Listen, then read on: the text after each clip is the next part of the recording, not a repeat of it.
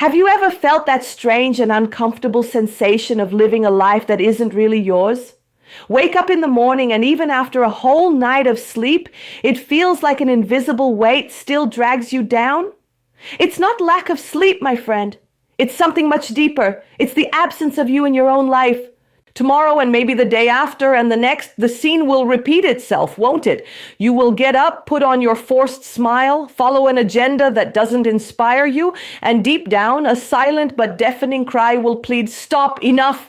If this feeling sounds familiar to you, if you've ever found yourself in one of these moments of deep reflection or exhaustion, then I ask you to stay with me until the end. The sign that reveals this lie, this disconnection, is right there in your body. And it only takes 30 seconds for you to start reading it. And the best part? Afterwards, I will show you a way back home to your essence, without complicated meditation, unreachable gurus, or the empty promise of a quantum coach selling you magic formulas. It is a real, practical, and deeply human path. The problem no one calls by name, the void of inauthenticity. We've learned to call this widespread discomfort stress, haven't we? A word so common, so banalized that we barely grasp the depth of what it truly means.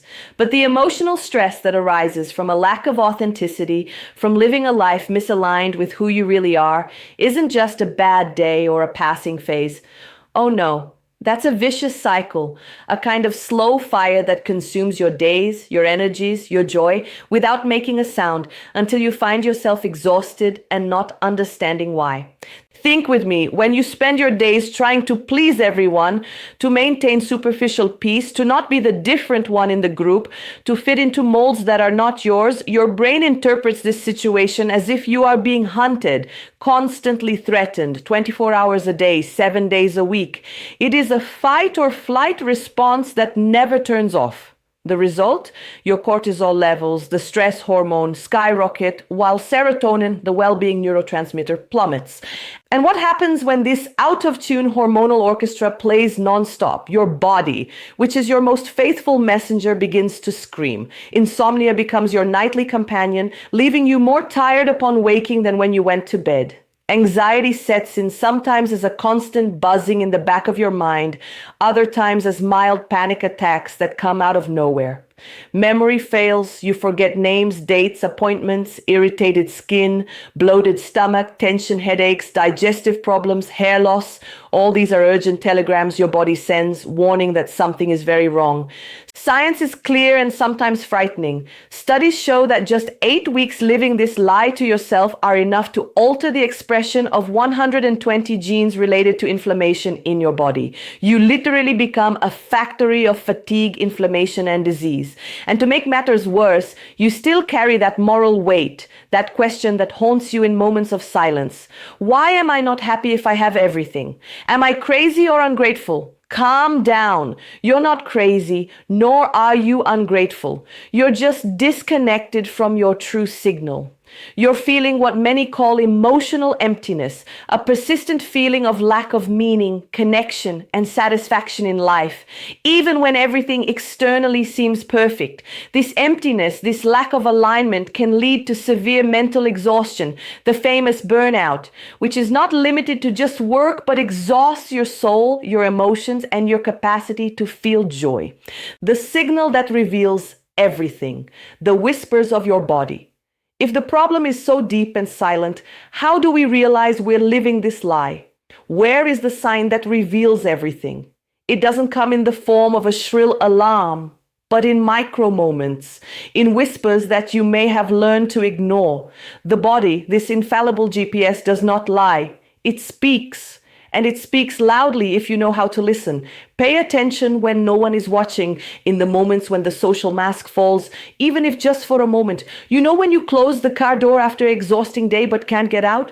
You stand there in the silence of the vehicle, tapping your phone on your thigh, endlessly scrolling social media, delaying the moment to get out and face what awaits you at home or elsewhere. This little moment of paralysis, this reluctance to move forward, is a glaring sign. Your body is saying, if you keep using me as a doormat for others' expectations, I will freeze. So how about this? You wake up, but your mouth is dry, your heart races even before you remember who you are, even before the day's thoughts invade your mind. It's as if your body is already on alert, ready for battle before you even open your eyes. Another classic sign, Sunday night.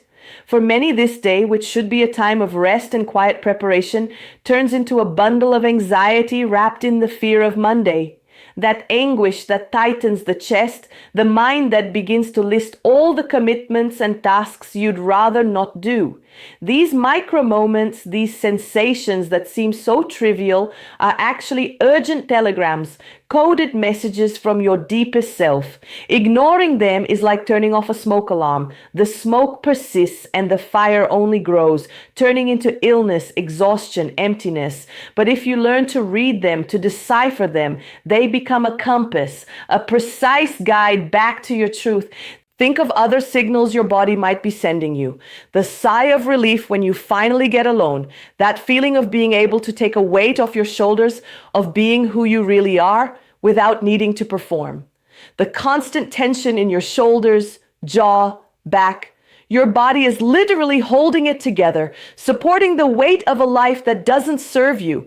The irresistible urge to escape, whether through endless hours on social media, compulsive eating, drinking a bit more than you should, or any other behavior that helps you numb the feeling of discomfort. The difficulty in making simple decisions, because you are so used to follow the script of someone else who lost connection with their own inner voice. Discouragement before social events. Those commitments you must attend, but that drain your energy even before they begin. Each of these signs is a reminder that your essence is being suppressed. They are not your faults, but indicators that you are on a path that is not yours. The body, in its ancestral wisdom, knows. It just needs you to listen to it. Agitation and alignment. The story of Raphael.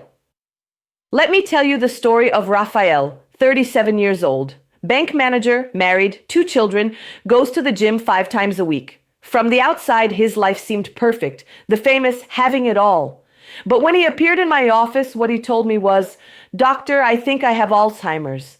I forget clients' names, tremble in the elevator, feel an inexplicable fear of failure." The tests, of course, all came back normal. There was nothing wrong with his body, from a traditional medical perspective. But in our conversation, the truth gradually came to light. Raphael hated the bank. He hated the routine, the numbers, the pressure, the superficiality of relationships. His dream since adolescence was to be a history teacher. But his father, with the best intentions, said that teachers starve and pushed him toward a solid career. Since he was 22 years old, Raphael had been living in a play. His body, obedient, held the script, went to the bench, smiled at the clients, performed the shows. But his spirit, that one was on strike, boycotting the show. First came adult acne, then early baldness that deeply bothered him, and later the paralyzing fear of missing even a single word in an important meeting.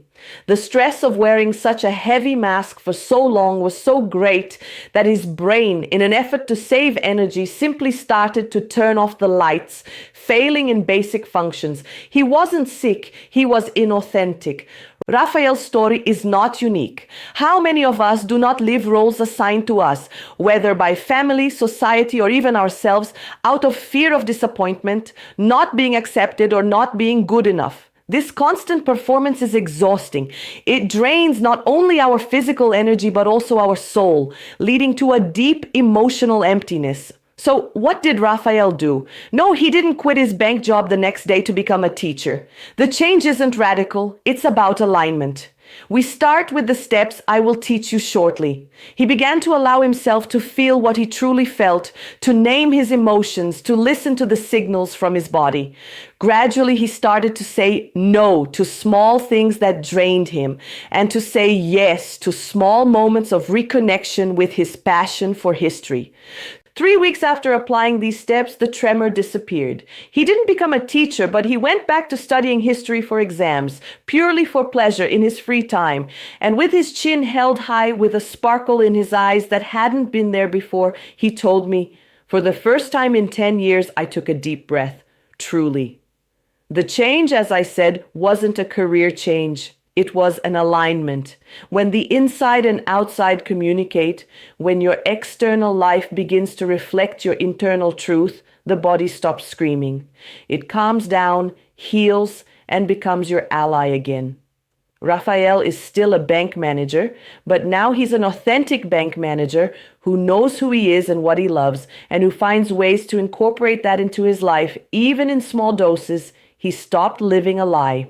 The 4-step spiritual solution, your path back home. You don't need a mountain retreat or years of intensive therapy to begin this journey back to yourself. The solution lies in simple steps that you can incorporate into your routine and that consistently will guide you to your truth. I call them the spiritual solution, not because they are religious, but because they reconnect you with your essence, with what truly matters, with your soul. It's about reconnecting the thread of life with your deepest purpose. If you prefer, call it active meditation, conscious self-care, reconnection. The name matters less than the practice.